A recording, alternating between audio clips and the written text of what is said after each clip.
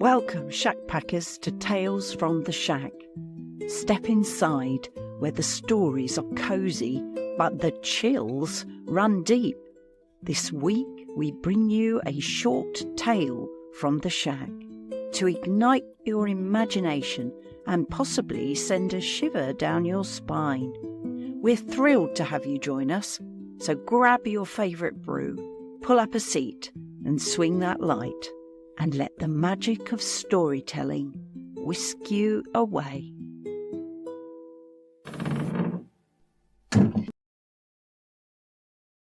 There are stories, ancient, towering things that stride through the ages with all the pomp and ceremony of kings. And then there are the quieter ones, the ones that slip in unnoticed, like a draught beneath a door, and they settle into the corners of your mind before you've even thought to shoo them away. Tonight's tale from the shack is the story of a man who sought nothing more than to see what the light would permit him to capture, and discovered instead what the darkness was willing to reveal. So, settle yourself. Draw a little closer to the fire, for this is where our journey begins. His name was Alistair Finch, a man of such dryness and precision that one might imagine he had been assembled from straight edges and ruled lines. He lived in a cramped London flat in the 1860s, a time when the city itself seemed to exhale soot and ambition in equal measures. Photography was his trade, that curious new art still smelling of silver nitrate, damp chemicals and the fragile optimism of invention. Yet Alistair did not chase the fashionable or the grand. No, he devoted himself to the solemn craft of post-mortem portraiture. Those final tender images commissioned by the grieving, when memory alone felt too thin to bear the weight of love. It was on a bitter night, the sort of night when the fog, so thick you might swear it had intentions of its own, that Mrs. Eleanor Vance arrived at Alistair's studio. She carried with her the still form of her daughter, little Clara. Scarcely 7 years old, claimed by scarlet fever only hours before. Her eyes were red-rimmed, hollowed by grief, and in her trembling hands she clutched a porcelain doll, whose painted smile seemed indecently cheerful for the occasion. She begged Alistair, in a voice frayed to its final threads, to capture Clara one last time, doll and all. Alistair, ever the professional, arranged the child with a gentleness that surprised even him. He positioned the doll beside her, adjusting the heavy camera, and removed the lens cap. He counted the seconds in the dim, flickering gaslight, each tick a small eternity. The plate drank in its moment of truth. Mrs. Vance whispered her thanks, though the fog outside swallowed the words almost immediately, and Alistair retreated to his dark room, alone with his chemicals and his conscience.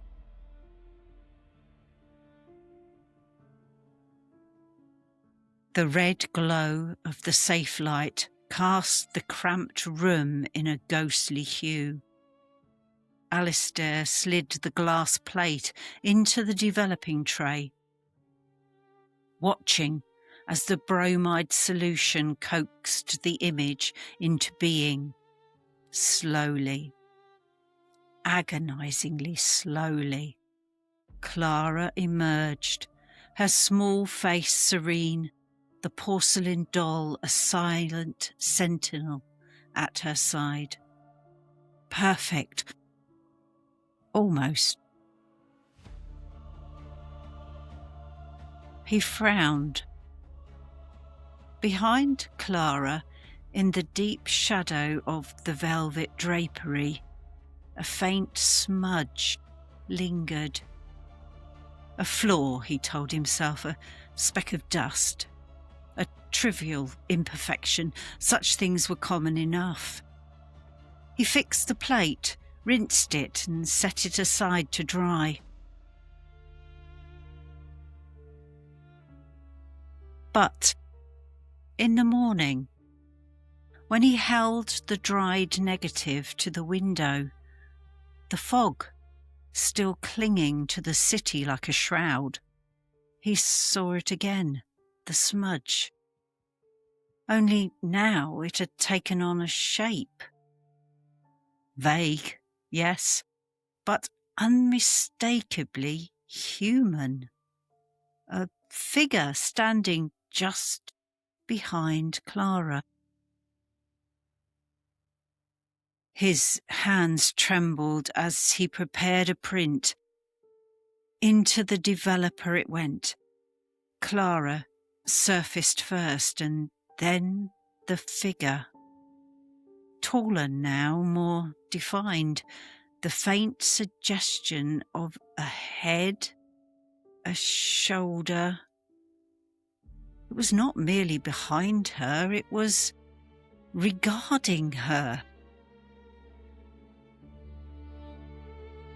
Alistair, a rational man by nature and necessity, insisted it must be a trick of the light, and he made another print. And another. In fact, 7 in total, and with each one, the figure grew bolder, clearer, even more present.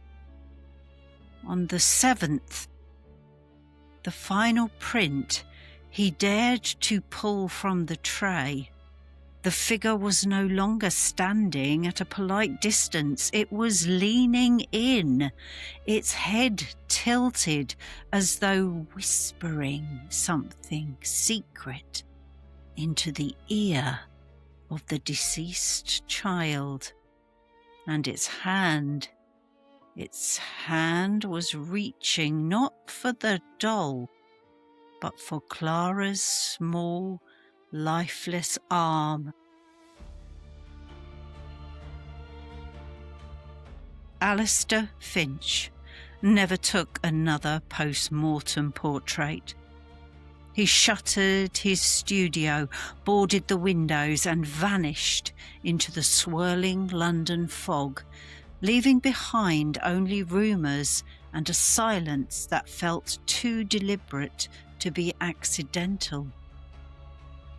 But he had glimpsed something profound, and profoundly unsettling.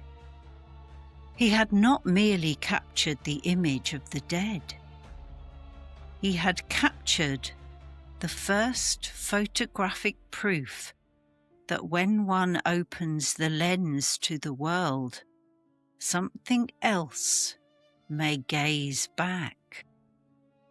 And perhaps, just perhaps, the new science of photography had not only captured light, it had invited something in.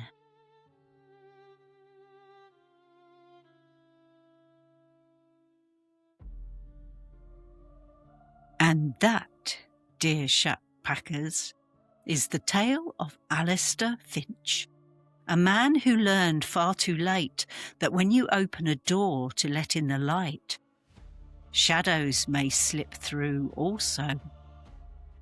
Stories like his remind us of something important.